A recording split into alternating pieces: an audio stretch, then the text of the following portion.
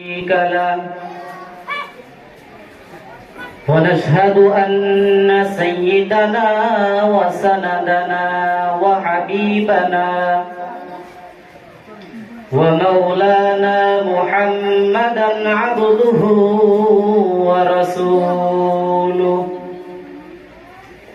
الذي أرسل بالحق بشيرا ونذيرا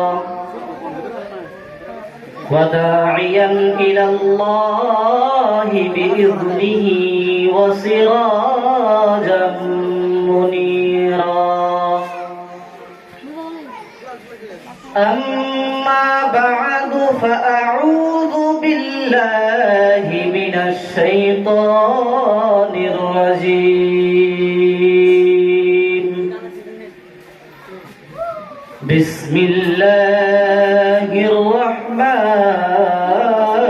الرحيم أقيموا الصلاة وآتوا الزكاة وأقرضوا الله قرضا حسنا وقال تعالى في موضع آخر إن الصلاة تنهى عن الفحشاء والمنكر وقال النبي صلى الله عليه وسلم بين العبد وبين الكفر ترك الصلاة أو كما قال عليه الصلاة وتسليم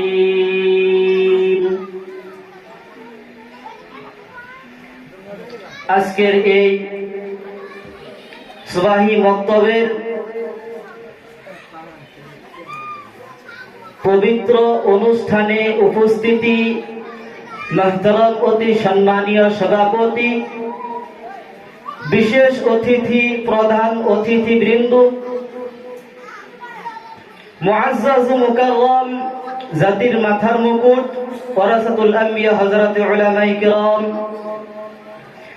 দূর দূরান্ত থেকে আগত আল্লাহ তাআলার আশিকিন, যাকিরিন, শাকিরিন, মুহিব্বিন, মুরব্বি ইজাম, কলিজার টুকরা, সমবয়সের যুবক বন্ধুরা, স্নেহর ছোট ছোট ভাইরা ও পর্দার আড়ালে থাকা শ্রদ্ধায়া অতি সম্মানিতা মা ও বোনেরা, সবাইকে আমার তরফ থেকে সালাম, অভিনন্দন ও ভালোবাসা জানিয়ে আমরা সবাই এগিয়ে যাব সেই মহান রব্বুল আলামিনের হামদ ও তারিফ ও শুকরের দিকে, যিনি মহিয়ান গরিয়ান, সর্বশক্তিমান, অনন্ত অসীম দয়ালু কৃপাবান, সমগ্র সৃষ্টি জীব যার করে গুণগান, যার অনুমতি ছাড়া সূর্য, চন্দ্র, নক্ষত্র, তারকারাজি উদিত হয় না, অস্তও যায় না।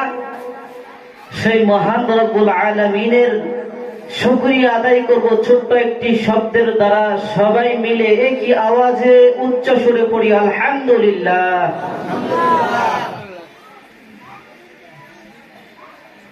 আল্লাহ তাআলার পরে যার স্থান, যিনি মাকামে মাহমুদের অধিকারী, কুরআন ও হাদিসের পাতায় পাতায় যার সুনাম, স্বয়ং আল্লাহ রব্বুল আলামিন যার করেন গুণগান, সেই মহামানবের প্রতি একবার আমরা অন্তরের অন্তঃস্থল থেকে ভালোবাসাকে উজাড় করে দিয়ে দরুদ নাজরানা পেশ করব। সবাই পড়ি সাল্লাল্লাহু আলাইহি ওয়াসাল্লাম। আমি আপনাদের সামনে উপস্থিত হয়েছি কুরআন ও হাদিসের আলোতে কিছু আলোকপাত করার জন্য। সবাই দোয়া করবেন যেন আল্লাহ তাআলা আমাদেরকে সহি তরিকায় ও আমলের নিয়তে আমাদেরকে আল্লাহ তাআলা বলা এবং শোনার তৌফিক দান করেন। সবাই পড়ি আল্লাহুম্মা আমিন। আমরা এখানে শ্রোতা কিন্তু অনেক, আমি বক্তা একা এখানে। মানে প্রবাদ বাক্য আছে একটা, যে বলে 10-এর লাঠি 1-এর বোঝা, নাকি না 10-এর বোঝা 1-এর লাঠি। তাহলে আমি বক্তা একা, তাহলে আপনাদের আওয়াজটা একটু জোরে হওয়ার দরকার, কারণ আমি একা, আপনারা অনেক। এই ছোট্ট ছোট্ট করে সবাই যদি বলি আওয়াজটা অনেক বেশি হবে, এই জন্য আওয়াজটা খুব বেশি দাও। আমি বক্তা বলে শুধু আমি বলবো তা না, এদিকে আমি বলতে যে মানে যদি অর্থ এটা হয় যে বক্তা বয়ান করবে, তো বক্তা বয়ান করে যাবে, শ্রোতা দিকে ঘুমিয়ে যাবে। এই জন্য মাঝে মধ্যে শ্রোতাদেরও আওয়াজ দেওয়া দরকার আছে না নাই?